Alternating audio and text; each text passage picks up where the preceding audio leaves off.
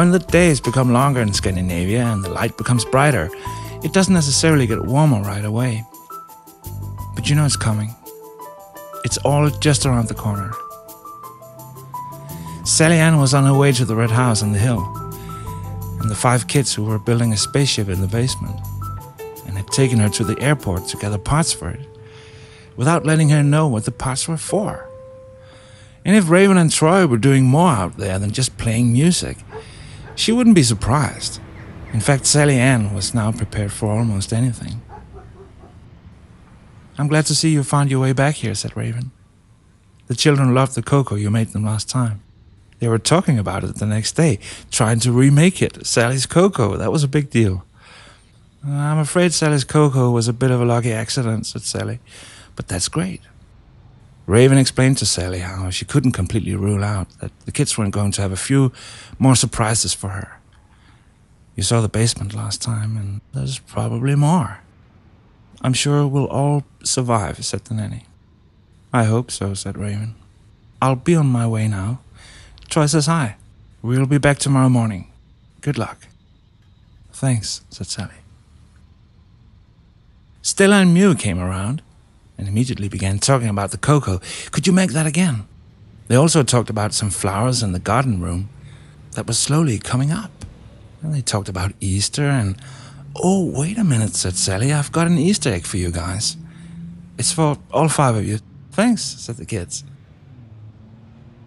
The kids immediately began talking about how they were so busy, and that there really wasn't anyone who'd had the time to take care of the flowers in the garden room. Could you go out there and take care of the flowers?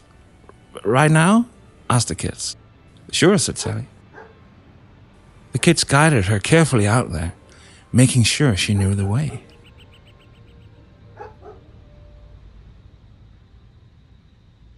As soon as Sally was done taking care of the flowers, the kids had yet another assignment for her. The floor in the hall needed vacuum cleaning. The cleaning lady had already been over it, but with everybody running in and out of the house, said the kids, it had gotten very dirty again. And out of all places in the house, with so many closets and little rooms to choose from, the vacuum cleaner happened to be located in the far end of the attic. And that was, of course, not very convenient, said the kids, but it had to be stored somewhere. Sally went through the dark and strange attic, which was filled with old wooden boxes, old radio equipment, skis and snowshoes, fishing gear and harpoons. Sally thought about how one really had to be quite experienced to try to catch anything around town using a harpoon.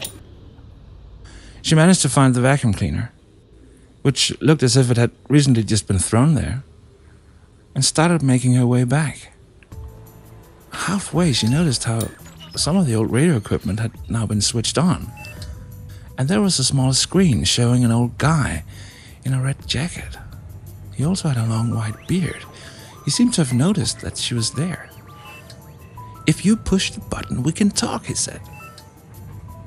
The old man was kind and explained how he was responsible for a rather large children's charity organization, which primarily manufactured toys to children. The children would send in a letter and they'd describe a given toy. For many years, the manufacturing had taken place at the North Pole, but recently the production had been moved into space due to the instability of the ice. He was now traveling with a crew in deep space in a rather large spaceship named the Juliana, looking for raw materials on other planets. And so far, things were going well. The only problem was that the Juliana could not physically receive early incoming letters. All they had at the moment was a vague beacon from the North Pole that some had arrived, and he asked Sally to pass on the message, so that these letters could be properly scanned and sent out to the Juliana using the equipment in the big red house. Okay, said Sally. This is a bit new, but no worries, I'll do that. Thanks, said the old man in the red jacket. Sally went to Snowflake's room and knocked on the door. Hi, you guys. Sorry to disturb you. First of all, greetings from the Juliana. The first letters have arrived at the North Pole, and so someone has to make sure that these get scanned and sent into space so that they can start production out there. And that's all, really. For the first time that night, the kids seemed rather unprepared. It was as if Sally's message came out of the blue. But they seemed to know exactly what she meant, and they promised to take care of it. Sally then started vacuum cleaning the hall and thought about other places where she'd been working in the past, and how this was quite different. She heard Snowflake coming down the stairs and into the living room, talking to Cookie about how things would be starting up at the Juliana soon. "That's great," said Cookie. Stella and Mew called Raven and told her how they'd taken a chance with a nanny and decided that she should know about the Juliana. They also told her that the letters were coming in now. Raven then called Craig, who then called Toby, and Toby made sure an aeroplane could be sent to Tuflavik, out in the North Atlantic, where the first letters would be properly stored. In the morning, Raven came back. Sally passed on the message from the old man and told her how the night had been pretty calm and quiet. "Wonderful," said Raven. "We know about the letters, and it's already been taken care of. And thank you for the way you handled it. It means a lot.